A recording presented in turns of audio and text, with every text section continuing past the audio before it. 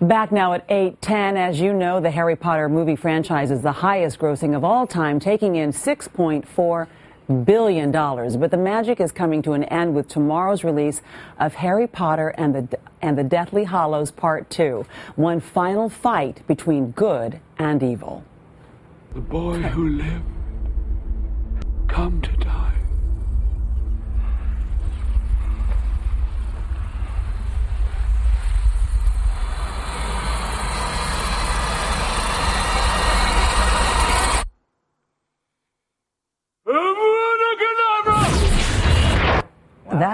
That had to leave a mark. That's showing a lot. That's a fairly big moment. Yeah, that is quite dramatic. Which we won't fully explain at the moment. No, absolutely. We'll leave that to, go and see the film. Okay, but for anyone who's been living under a rock, I mean, this really represents the final installment of the movies. How do you feel about all of this coming to an end? It's just, it's bizarre. It's been part of all our lives for 10 years, so for it to suddenly be finishing is very, very strange. But, it's been I've had just a wonderful decade, and the fact that we're going out on such a high note is wonderful, because, the film is, I'm so proud of it, and I haven't been pleased with all the films, particularly like number 6. I was very open about the fact that I particularly hated my own performance in it, but this film is so far ahead of anything else we've done. So you think it's the best? Oh, by such a long way.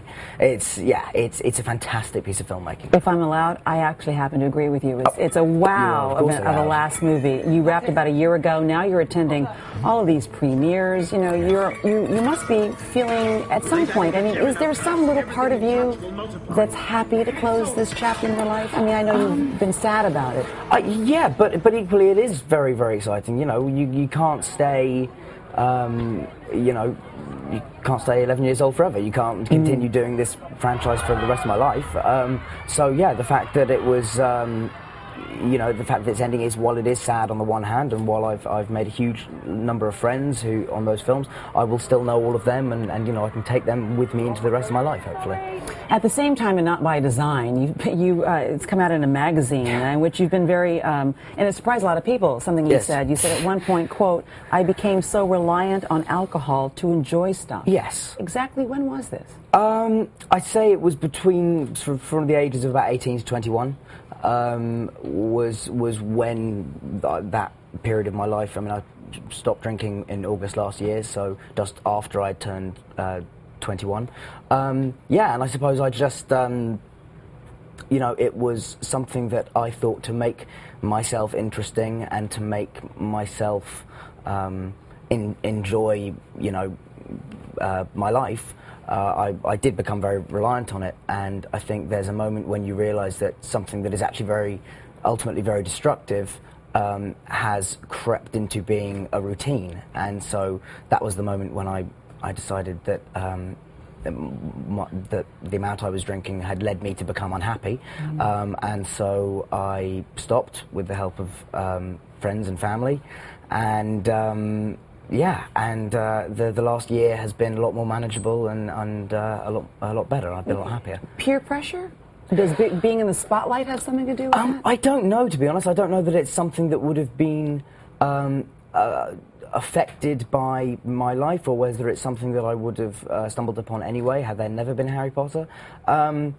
But I wouldn't put it down to peer pressure at all. If anything, the only pressure that was put on myself to drink and become good at it, which I never achieved, I was always very unsuccessful at it, was put on by myself. I see. Yeah. Well, on this point of celebrity, let me just simply ask you give you an opportunity to respond to what's been going on, because you've been under the guise or the spotlight of the tabloids in addition.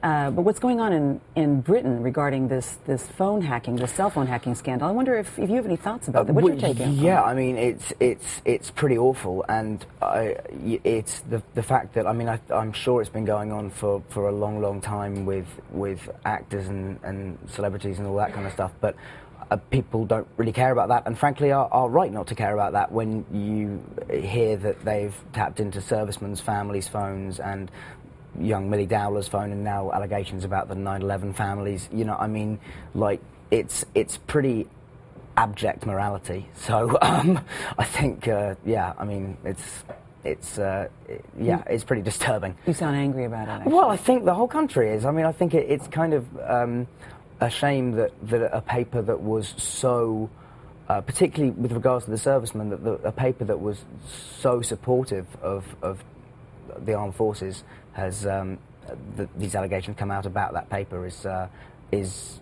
so upsetting. I mean, I can't imagine what that must be like for the family of Millie Dowler and for all the men and women that are out serving. It's just it's pretty disgraceful. Yeah. Okay. We're switching gears. We have a little clip of you in the first movie. Oh, good. I always love watching them. That's so kind of you. Thank you.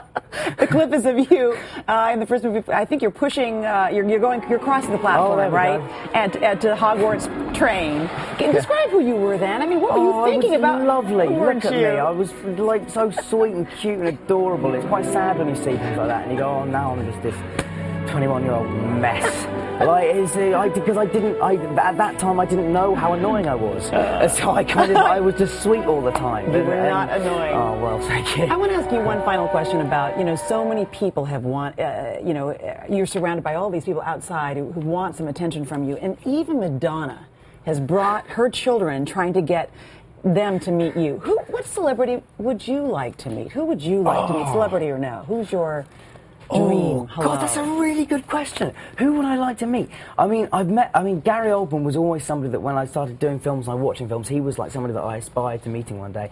Other than that, I don't know. I've met Michelle Obama. That was pretty cool. She came out to the set.